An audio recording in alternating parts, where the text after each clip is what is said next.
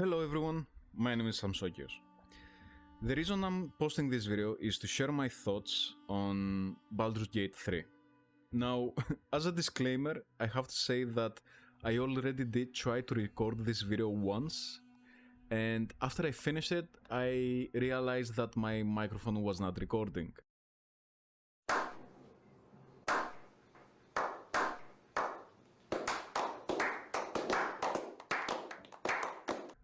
So, here we go again. So, regarding Baldur's Gate 3, this is a game that I have been waiting for the last 4 years. When it first came out about 3 years ago, nearly three years ago, in early access, I bought it on day one and I started playing it. And I saw all the bugs and all the issues it had. And yet, I could see from then the incredible potential that this game had. Now, this game is produced from a company called Larian Studios. They are a Belgian developer who is incredibly well known for their Divinity Original Sin series. Having played Divinity Original Sin 2, I have to say that this was one of the best RPG games that I ever played, especially in terms of storytelling and in terms of player choices. In fact, it was actually a lot better, in my opinion, than The Witcher 3. Damn! In that regard. For everything else, The Witcher 3 was the gold standard of the previous decade, and it still remains. Now, regarding the controversy that has been going on for the past week or 2 weeks regarding whether or not Baldur's Gate 3 raises a new bar for the industry. Personally, I think it does. As another disclaimer, I have to say that I have worked in the past as a game designer for 1.5 years in Germany, and I do have a degree from the University of Bolton in computer games design. But I will not be sharing my criticism or my opinion over this discussion as a game designer. I'm no longer a game designer, not for nearly 10 years now, and I don't want to be a game designer. I did work in the industry and it had its moments, definitely, but it was also something that I could not cope with. So all of the things that I'm gonna say from now on are gonna be strictly as a gamer that might have some extra bit of information regarding the processes that go into creating a game. So, why do I think that Baldur's Gate 3 does raise the bar? Much like The Last of Us back in 2013 when I got my degree in games design, and much like Skyrim and Witcher, all of those games raised the bar in some way. The Last of Us, when it came out, it was all about a glorified escort mission. Up until that point, any escort mission that you would play, it would feel annoying, no matter the game that you were playing it on. Escort missions were not the best to play in the industry, in general. Why? Because the NPCs would always be annoying, and the mechanics of escorting them somewhere would also be even more annoying. But that all changed with The Last of Us. The entire game was focused on escorting a person, Ellie, from point A to point B to point C and so on. But that wasn't what set the bar, okay? What set the bar was the emotional depth and connection that those two characters created along the way between themselves. That was what set the bar. Up until that point, very few games would ever focus on the emotional depth of the relationship between two characters. And almost no other game would make it the focus of the game. And yet The Last of Us did.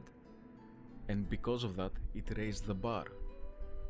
And that bar was magnificently displayed in God of War 2018 and God of War Ragnarok that released last year. In my opinion, God of War Ragnarok is so far the best game I've ever played. And part of what made it the best game was the relationship that Kratos and Atreus had between themselves. All of that wouldn't have been possible if The Last of Us hadn't raised the bar. Now, as for Larian Studios and Baldur's Gate 3, I played Divinity Original Sin 2, and as I said, it was one of the best RPGs I've ever played. Truly. Why? Because it gave you the most amount of choices that actually mattered, whether the quest that you were tackling at any point was menial or significant. And what that made me feel like was that as a player, my choices did matter at any given point. As an example, me and my best friend were playing it at the same time. Back then, in 2017, I think. And while we were playing the game, each one of us individually, we would sometimes have Skype calls and talk about what a great game Divinity Original Sin 2 was. And we were talking about all the quests, all the things that we liked, and at some point he told me about specific quests that he particularly enjoyed, where he got them at the graveyard, and he had spoken to that NPC, and that led him through an entire trail of quests where he had to do something that I had never experienced. And for a moment I was stunned. I was like, okay, at what point of the story are you? I asked him. Like, are you further along down the story so that am I getting spoils? Am I getting spoiled now regarding the story? And actually no, he was pretty much far behind me. But what he experienced was the product of his own choices that I never made, because the NPC that gave him the start of those quests, I actually killed that NPC, so I never got to experience them. Larian proved back then that it could create an astounding game, and that's why I think they are the best company to create Baldur's Gate 3. That's why I think that this game will set the bar, because all of the mechanics, all of the storytelling, and all of the choices that you will be able to make is a culmination of an experience that very few studios out there would be able to provide you at this point. And it will raise the bar. Should it raise the bar is another question for everyone. No, absolutely not. Indie developers should not be afraid of Baldur's Gate 3. Indie developers don't have the resources or the manpower to create such a game, nor do they have to. Okay? But AAA companies that can produce and spend so much more money than Larian ever did on Baldur's Gate 3 should learn some things from Baldur's Gate 3. Should learn some things from Larian. Many times, as it has been pointed out, a lot of studios will not be able to produce such a game because of management or the investors, and that is absolutely true. Now, when I say management, do I mean that in all of the other studios the management is horrible? No, okay, not necessarily. There is, unfortunately, an issue that is directly and mostly caused, in my opinion, because of management, and that's the crunch culture.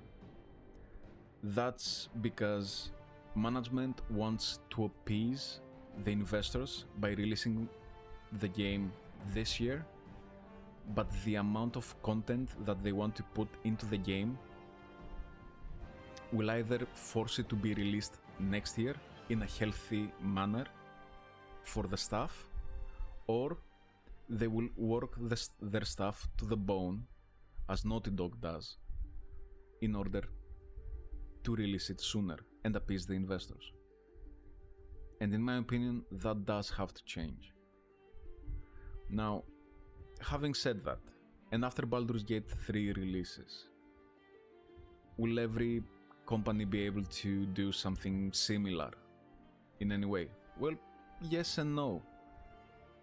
It will set the new standard because it will have many things that people will want their games to have, such as cinematic dialogues, cinematic cutscenes. We already have those, fair enough. A great depth in regarding player choices. Those are things that are not crazy to ask for. You don't have to be crazy to ask for those things. Are they difficult to implement? Absolutely. But if Larian Studios can do it with 400 people, I think 450 is the amount of people that they have now. And by the way, that was not the amount of people that they had when they released Divinity Original Sin 2. There were only 150 people, as far as I know, when they released Divinity Original Sin 2. And the reason that they are now 400 to 450 people is because the game, the scope of the game, demanded it so. Because they preferred that they include everything that they want to include in the game and release it on time, and if that means that they have to hire more people, they will hire more people. And good for them. Because as far as I'm concerned, that's how things should be. So it's not a bad thing for Larian Studios to set the new bar. Another company will set another bar in the future. But at this point, I'm pretty confident that Larian Studios will set their own bar. And as the great Asmongold said, regarding the other companies, you don't have to claim the same peak with every game you release. Baldur's Gate 3 will be that peak now. Not every game has to reach that peak, but you better be on the fucking mountain instead of some far-off cliff down there. And that's absolutely true. From now on, you will have to be inspired and learn some things regarding how Larian Studios created Baldur's Gate 3. And that's a great thing, because Naughty Dog inspired us, because Bethesda inspired us, because CD Projekt Red inspired us. All of those companies have inspired game developers and have inspired gamers throughout the last 3 decades. It's just the same thing. You don't have to be afraid of it. You just have to be able to learn from it. So I'm pretty excited about Baldur's Gate 3. As I've said, I've been waiting it for 4 years, and honestly, I cannot wait to see what the scope of the game is. Honestly, I'm a bit terrified and enormously excited at the same time.